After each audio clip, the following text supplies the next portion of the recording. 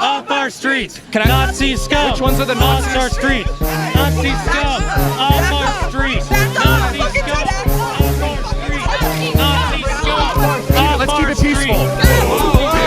Get out the way, bitch. Get out the way. It's quite peaceful today. Get out the way, bitch. Get out the way. Okay. Off our streets! Nazi scum! Off our streets! Nazi scum! Off our streets! Shut the fuck up! Jail Antifa! That was cool. Okay. Jail with Bam! Thank you for spitting on me. I appreciate it. Spit. It's kind of like assault, you know. Where it heats It and does. cools. Yeah, every 1,000 years is a cycle. We don't know what it is. We know the Earth is warming, More but we don't know coal. what it is. More coal. More coal. Do you know? Does that make you're sense to not you? talking to us. You're not Does that engaging sound with us. good? You're I not am engaging. talking to you. You're not. We're saying. Yeah, that you asked me if real my friends are scientists- scientists, and you didn't. Nuance. To people who So, do so, not. so, so you say more coal? Lots of Do you think climate coal is good? scientists- You Stop. think You're coal not is good? engaging Yes, with you me. do. Of course you do. No, I don't think coal is good. So how about we talk about something specific? Let's talk about the Paris Climate Agreement. What are your opinions on that? Trump withdrew from that. It's a good step. It's a good direction. And what does it do exactly? Do you know what like it does for like projections of like how it's going to affect the Earth in about 100 years? I'm pretty sure. It's a long-term goal, right? Well, the hope is that you would back off and back off and back off. What do you mean back off exactly? Back off with carbon-producing fuels like coal, like gasoline. The reason is because of global warming, right? Of course. So, but what's for the Paris Climate Agreement? Because the goal is to reduce, overall global temperatures, right, over a certain period of time. So, do you know what it achieves if the Paris Climate Agreement is adhered to? If it was broadly adhered to, there would be a very slow decrease of the chemicals that help to cause climate change. You believe the levels would be lower than what they are currently? I think so. So the Paris Climate Agreement, it still projects, even if it's adhered to, the same upward trend that we're currently on. But if it's adhered to, it projects about a 1 degree decrease over the projected increase over 100 years. Sure. You should talk to a bush. There's one bush somewhere that might believe you. Nobody believes you. No, you're talking in a little tiny cardboard box. Nobody's believing you. That's not true. Nobody believes you Murray except for your Salby gave a friends. talk in You will Germany, not well convince attended. me. Dude, You Murray will Salby not gave a talk. convince You know me. who Murray Salby is? I couldn't care He's a less. climate scientist. I couldn't. And so are others. So why are you guys out here today? We're out here today, the same reason that 90% of the people here today, we're here to protest Milo. We don't agree with the misogyny, we don't agree with the xenophobia, we don't agree with the racism, we don't agree with the homophobia, we don't agree with any of these principles. And for him to come to UC Berkeley, for him to bait our campus and our populace in the Bay Area as a whole, that's just not something we're going to take lightly, and that's going to be something that we stand up for. Yeah, it's sort of like, it's an obvious thing that the people here are against, and so it literally is a bait. It literally is just a way for him to use this outlet in order to get people to come here, and then to later blame them for coming here and for going against him when, he should be well aware. This is Berkeley. This is UC Berkeley.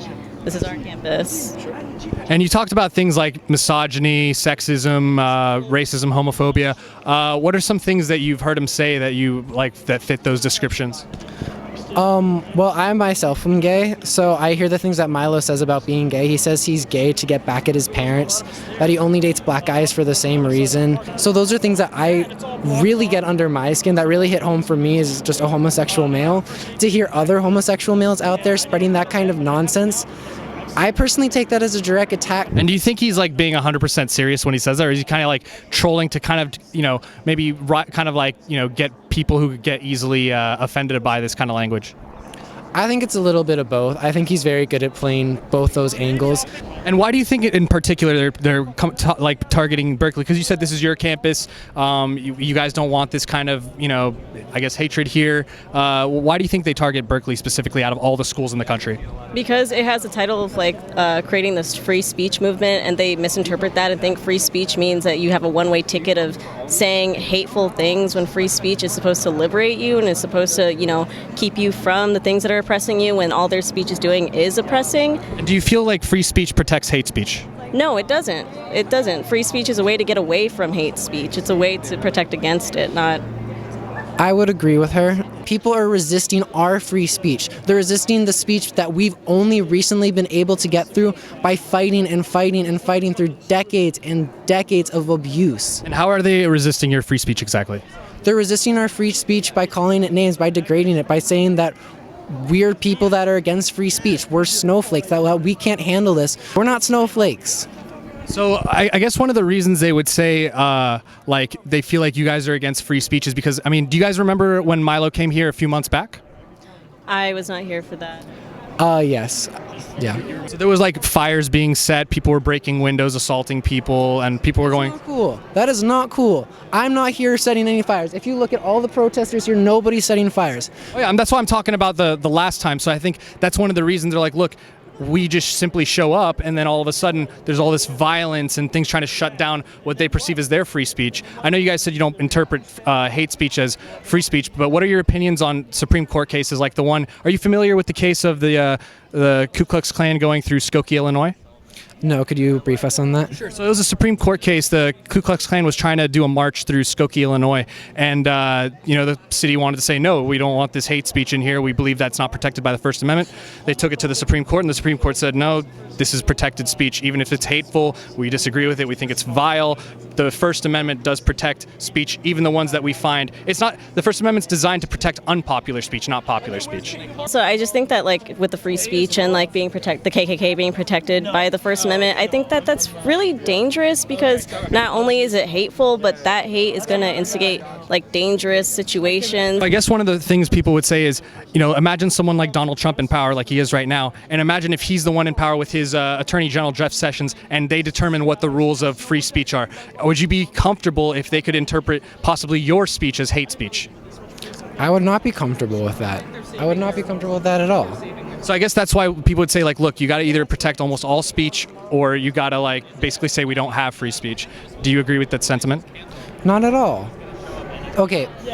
It's a very hard line to draw between hate speech and free speech, but when it comes to something like Milo's so incredibly far on the right. We're not protesting everybody who's right of the middle. We're not protesting everybody who voted for Donald Trump. We're protesting the ones that specifically come out here to support Milo. What about Ben Shapiro last week? Were you guys here as well? I was here for Ben Shapiro, and you were here for part of it. So it's not just Milo, it's people like Ben Shapiro as well? Ben Shapiro is more moderate than Milo, but I do not agree with Ben Shapiro. And would you consider Ben Shapiro's speech as hate speech?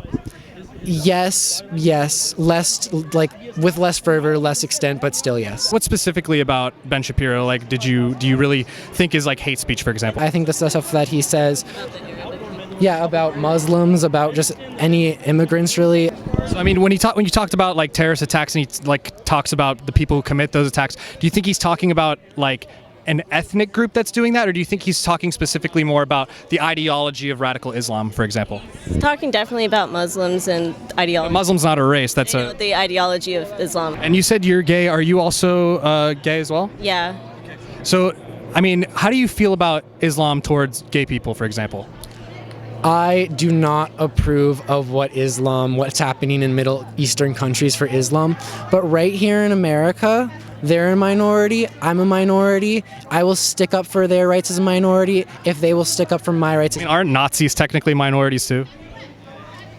No. You don't think Nazis are minorities? I mean, they're not. They're like maybe like 2,000 people. In the definition, they are a minority. Like, sure, like... I mean, we shouldn't defend just people just because they're minorities, right? That's like identitarianism. I mean, you just said yourself that you don't approve of like Islam and the way it treats gays and stuff. I mean, couldn't that potentially be interpreted as hate speech by certain people?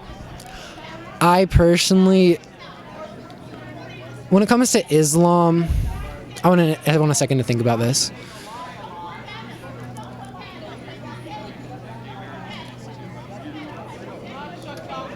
I think, beyond a shadow of a doubt, that gay rights are human rights. And there are policies in every single world government that I do not agree with. Well, not just government, but like I'm talking about like populations as well. Every government, societies have had issues, and societies, every single one has problems. In America, they've examined our policy towards gays. I mean, do you think our policy is on the same scale as like those Islamic countries, for example? No, not today. But hundreds of years ago, we're killing gays and throwing them off of buildings like they are in places like Syria? Yes, we were. Yeah. Yeah. You have like evidence of this? Like this was just a really like during like the 60s, everything that was going on. They were throwing gays off of buildings in the 60s. Not that exact instance. Like Name me one gay person that lived in America before the year 1900. The thing is, we don't know a lot. I mean, because we know how history books are. They were like censored, but that doesn't mean gay people didn't exist in those days. Yeah, but they didn't have rights. The history of rights are not censored. You can Not having rights and being like oppressed, for example, and being treated poorly is not the same as, you know, being thrown off a building, tortured, burned alive, things like that. Wouldn't you agree? But again, the history books are written by the people who won, the people who want to be seen as the, you know, the high horse, the winners, the leaders, and we're going to cut the things that are going to make them look bad out. You think they're cutting out gays being thrown off of buildings? I definitely think that there's been stuff that's been cut out like that. Like a lot of hate things. They're not going to try and like shine that back on them like, oh, this. But can we say this really if we don't have evidence ourselves? If one population's suffering more, shouldn't we acknowledge that? I do acknowledge that, and I sincerely think about and I feel terrible for every single person that has to deal with that level of oppression today. Radical leftist. Subscribe to Nuance, bro. Nuance, bro. Yeah. What is the Do you have to type it in like that? Nuance, bro. Nuance, bro. Bro. Why are you out here today? I'm standing up for free speech, standing against the radical left that has come out to silence free speech across this country. Cool. That opposes our president, that opposes American values. And are there any speakers here today that you support or wanted to see, or did you get to see? All three, I did. I got to see Milo. He actually signed my sign in my hat, which I didn't. Oh, that's what the signature. Yeah. So yeah, no, I don't agree with everything that Milo stands for or what he says, but I agree. I support his right to free speech. Okay. And what do you think about the activities today? Like, what have you seen? I've seen BAM do what they do. By any means necessary, vet kicked a friend of mine. They're against free speech. They're against anybody. They claim to be tolerant, but actually they don't claim to be tolerant. They claim that that speech that they disagree with is violence, and because of that, they have the right to violently stand against it, which they're insane. So I saw what I expected to see. And so you got a Make America Great Again hat on. Do you support the president? I do. And what do you think about the job he's done so far? I think if Congress would actually do their job, if Paul Ryan and Mitch McConnell would do their job, he could get a lot more done. What do you think about him? He's kind of getting a little friendly with Nancy Pelosi and Chuck Schumer. I don't like that. I don't like that. No, but I understand it. I think it's a slight at Paul Ryan and Mitch McConnell and the leadership on the Republican side. I think he's saying, well, screw you guys. If you won't help me, I'll find somebody who will. I don't support DACA. I don't believe it's. What do you think about Trump's tweet about how he says, like, you know, he almost kind of shamed Americans who like supported, who are anti-DACA? Actually, he was like, I didn't see that. Yeah, he put out a tweet. He's like, do you really think we should send back people who came here as children or whatever? Yeah, I think it's a heartstrings topic. If you literally came over when you were 2 and you had no control over it and all you know is America, it's a tough thing. I'm not saying it's an easy question, but when you came over when you're 16 or 17 to try to take advantage of our country, I think it's a case-by-case situation. But the bottom line, it's not America's fault. It's not our immigration policy fault. It's the fault of the parents of the children that got sent over, and the responsibility is on the parents. So there've been reports that he actually might be making a deal with Nancy Pelosi and Chuck Schumer on that, and they said he would reinstate DACA and not build the wall or anything like that. What do you think? Yeah, I hope he doesn't. I think he'll lose some of his support with the American people. Would that lose your support? I would not be supportive of that decision. Hey, like, comment, subscribe, support me on Patreon, follow me on social media. Another episode of Nuance, bro. How about that? Subscribe to Nuance Pro.